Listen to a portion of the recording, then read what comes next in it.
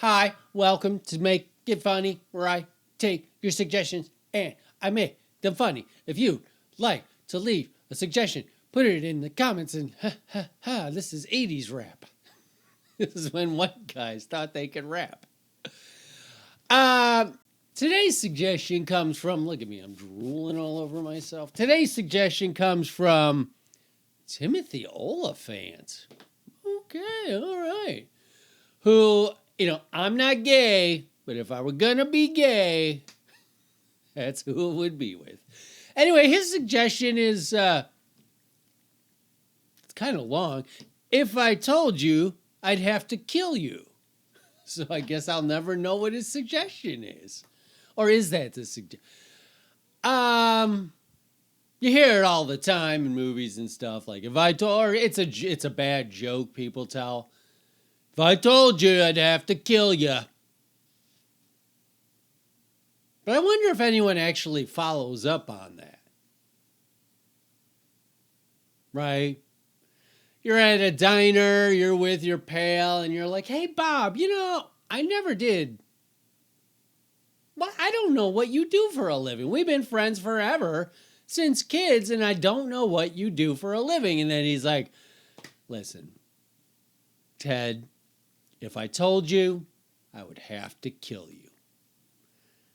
And then Ted's like, come on, just tell me. And then we cut to 3 days later, Ted's in his kitchen, a little late at night, having a tea. He knows he shouldn't have it because he's not going to be able to sleep. But anyway, he turns the corner and there's Bob with a gun. He's like, hey, first off, how'd you get in here? And then Bob is like, well, it seems like a stupid question to ask considering there's much bigger things happening. But if you need to know, I picked the lock. Anyway, I'm here to kill you because remember our conversation in the diner? Really? You really have to kill me? I thought you were just messing around. No, I really have to kill you. Hey, listen, Bob. I know you're going to kill me because you have that look in your eyes and you also told me that you're going to, but isn't this a little bit on you?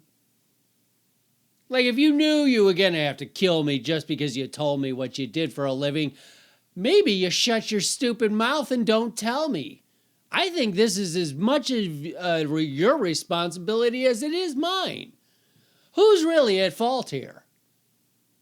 What kind of weakling are you, Bob, that you just blurt out the thing that you know later on you're going to have to come to my house, my wife and children are sleeping upstairs, and now you have to murder me?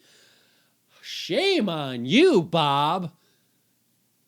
Shame on you. And then Bob's like, hey, I told you that if I told you I'd have to kill you, so shame on you. You kept pushing. You can't. I just wanted to have my coffee. I thought enough was enough. If you would think that when I told you I was going to have to kill you. No, listen, Bob, I thought you were joking. You know how many bags at my work use that joke and they don't even know what they're saying, but they think it's funny because they heard it once in a movie. So I thought that's what was happening here. I didn't know you were really going to kill me. I guess when you told me that you're a hitman for a living, I should have suspected. But then it was already too late. Cat's out of the bag. And anyway, here we are in my kitchen at 11:30 p.m. And I know I shouldn't have this tea because it's going to keep me up, but then you're going to kill me anyway, so I guess it doesn't matter. I shouldn't have done chamomile because I'm not very calm at all with you and the gun and the killing and the... Dave, a lot of people ask me, a lot of people, and I mean by a lot of people, nobody has asked me, Dave, where do you come up with this genius comedy? And I always say to them, if I told you,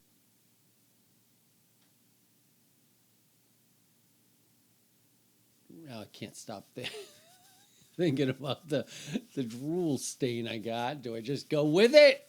Now that you've made it and you've announced it to everybody.